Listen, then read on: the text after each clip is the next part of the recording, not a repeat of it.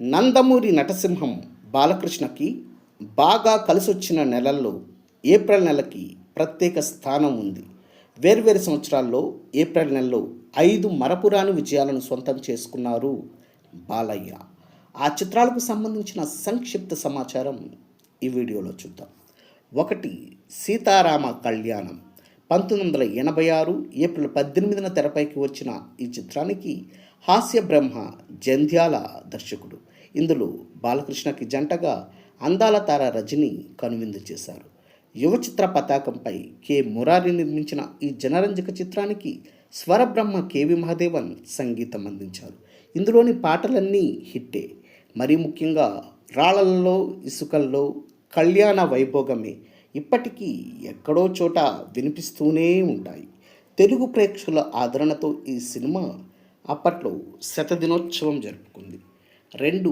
ముద్దుల మామయ్య 1989 ఏప్రిల్ 7న వెలుగు చూసిన ఈ తెలుగు చిత్రాన్ని ప్రముఖ దర్శకుడు కోడి రామకృష్ణ తెరకెక్కించారు.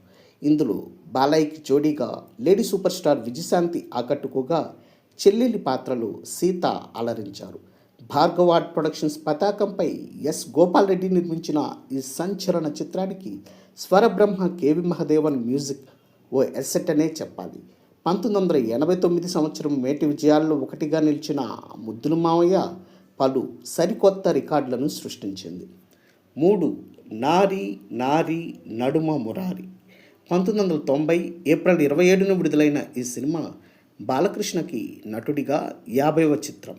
అగ్రదర్శకుడు ఏ కోదండరామిరెడ్డి తీర్చిదిద్దిన ఈ సినిమాలో బాలయ్య సరసన శోభన నిరోష సందడి చేయగా అత్త పాత్రలు శారద వినోదం పంచారు.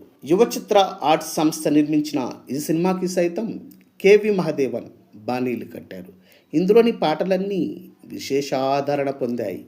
4. భైరవ ద్వీపం 1994 ఏప్రిల్ 14న సందడి చేసిన ఈ అద్భుత జానపద చిత్రాన్ని లెజెండరీ డైరెక్టర్ సింగీతం శ్రీనివాసరావు రూపొందించారు. ఇందులో నటసింహం బాలకృష్ణకి జంటగా రోజా కనువిందు చేయగా ఓ ప్రత్యేక పాత్రలో రంభ కనిపించారు. చందమామ విజయ కంబైన్స్ పతాకంపై బి వెంకట్రామిరెడ్డి నిర్మించిన భైరవద్వీపంకి మాధవపెద్ది సురేష్ సంగీతం ఓ ప్రత్యేక ఆకర్షణగా నిలిచింది. 1994 సంవత్సరం మేటి విజయాల్లో ఒకటిగా నిలిచిన భైరవద్వీపం 9 విభాగాల్లో నంది అవార్డులను సొంతం చేసుకుంది. 5. సింహ 2010 ఏప్రిల్ 30న ఈ సెన్సేషనల్ మూవీ రిలీజ్ అయింది. ఇందులో తండ్రి కొడుకులుగా బాలయ్య ద్విపాత్రాభినయం చేయగా నయనతార, స్నేహ ఉల్లాల్, నమిత కథానాయకుల పాత్రల్లో కనిపించారు. యునైటెడ్ మూవీస్ పతాకంపై పరుచూరి కిరీటి నిర్మించిన సింహాకి చక్రి స్వరాలు సమకూర్చారు. బోయపాటి శ్రీను డైరెక్ట్ చేసిన సింహ 2010 సంవత్సరం టాలీవుడ్ హైయెస్ట్ గ్రాసర్గా నిలిచింది.